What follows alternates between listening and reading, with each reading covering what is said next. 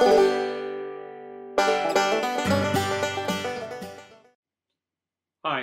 I'm James Tanner, and welcome to Quick Views of Genealogy.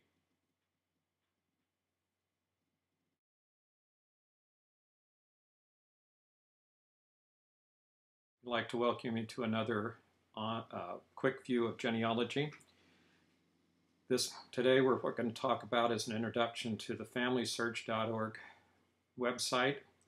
Been recently redesigned, and the title of this segment is Where is Everything? And I guess we're going to have to go through and look and find where all of the resources are for FamilySearch.org. The first thing you're going to need to do when you get to the website is to sign in, and that's in the upper right hand corner, and you click on the sign in and sign in with either your LDS or FamilySearch account. I've already signed in, and now we'll get started at looking at the resources here. First of all, we have a scrolling window which is in the center of the screen, and below that, if you've contributed photos to the Photos program, there'll be a selection of the photos that you've uploaded. There are a couple of other links. One is to What's New, and the other is to Family History Centers.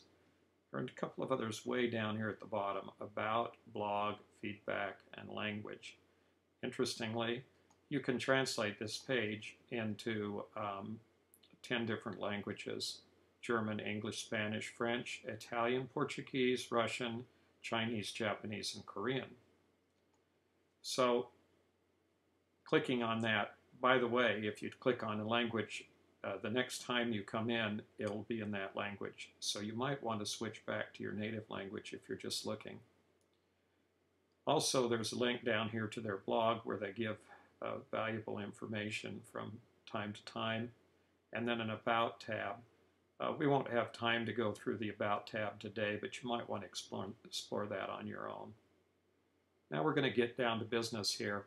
At the top of the screen, you'll see Family Tree, Photos, Search, and if you're an LDS member, you'll see a Temple tab. And then up here in the corner, you'll see Volunteer, Get Help, and Church Websites. Now, there are really only two of these links that are going to get you to the resources of the website. The first one is the Search tab, and the second one is the Get Help tab. Let's click on the Search tab and have a look at the resources that are available. By clicking on the Search tab, we get back to a more familiar screen that was used previously, and it has links to the Record Search, which searches the historical record collections. Clicking down here on Browse All Collections near the bottom of the page takes you to a list of the current collections that are online. Interestingly, you can click on this link that says Last Updated, and it will sort the records by the last date. So we can see this number of records that were uploaded on the 11th of June, including Czech Republic, Italy, Korea, Missouri, Portugal, and then a large number on the 10th of June, and so forth. Every day or so there's a new tens of thousands, if not millions, of records being uploaded. Now, the historical record collection can be searched by collection name, but there are really three different types of documents on here that have been digitized. The first are those where there is no camera and a number. I had to scroll down here a ways to Mexico baptisms, and you'll see that there are 43 million records in this particular collection, but there's no little camera image out here, which means that this is strictly an index, so you would search it like any other index. The little camera icon, which looks more like a little black blobbo, really tells you that there are images in that particular collection.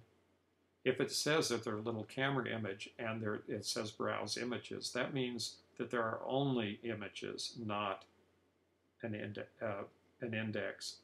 So you really will need to browse those images, but it's not as bad as it sounds. If you click on it, what you really end up with is, in this case, browse through 7,353 images on this Portuguese collection, but it's basically organized by district, and it has the Porto Alegre district and then a municipality. And if you click on a municipality, you'll get types of record like matrimonios, which are marriage records. And then you are looking at a single roll of microfilm, in which case you can browse through. In this case, there are only 8 pages on this record, so it's not an overwhelming task. If I jump into the record, go to page 6, for example, you can see the actual records that have been digitized and uploaded. Well, what do you know? There's nothing on the page. Let's go back. Okay, I picked a page where there wasn't anything. Now you can see there is a record. Also at the bottom of this, you have a zoom bar that lets you zoom in and look at the information in a magnified view. Okay, well now we can get back. To go back to FamilySearch at any time, you can go to the navigation bar up at the top and click on any of the options. If you click on the logo, you'll go back to the main startup page. Here we're going back to the search page, so we'll click on the search page and go back. The second type of a link here is genealogies. That's a search in the ancestral file and the pedigree resource file. The third link is for the catalog. This is where they've taken the FamilySearch catalog.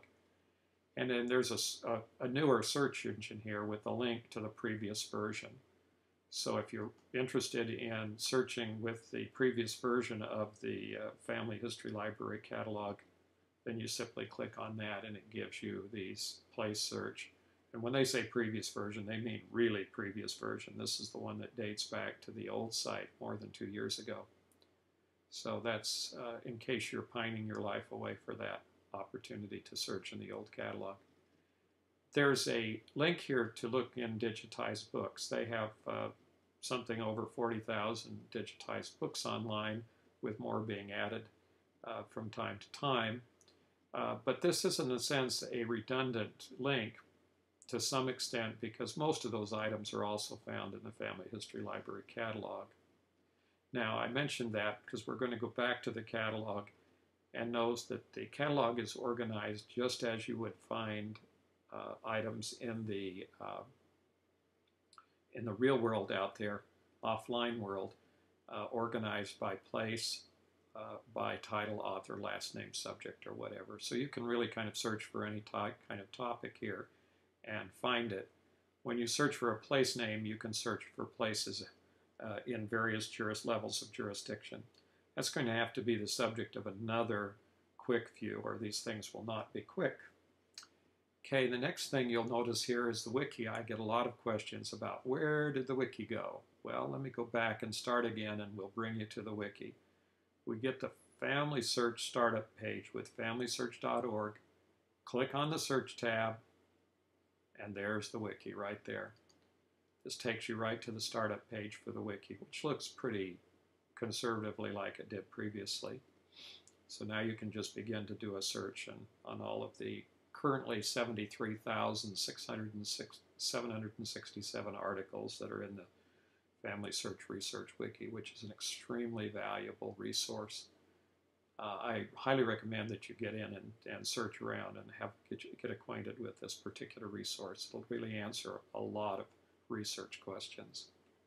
Okay, now we go back to the search tab and see what we've covered so far. In the search tab is the information that's available and where these different resources are now located. But we have a couple of other things. What if you would like to know about these programs and look at the reference manuals? Well, that's up here under the Get Help menu. You have a call us, live chat, in person, or send a message, but you also have what's called the Help Center.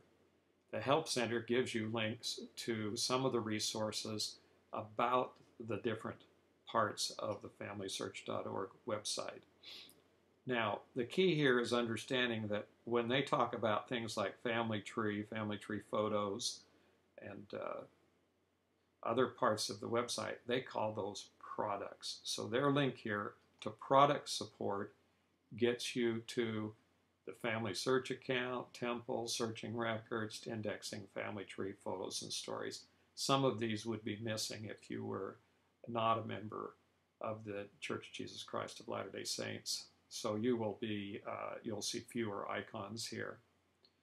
Now, if you click on an icon like the family tree link, for example, you'll find the reference guides, both the LDS version and the regular reference guide version here at the bottom of the page. Now, once again, if you're not signed in with an LDS account, a lot of these options will not appear. But here are print handouts, training videos, information on indexings.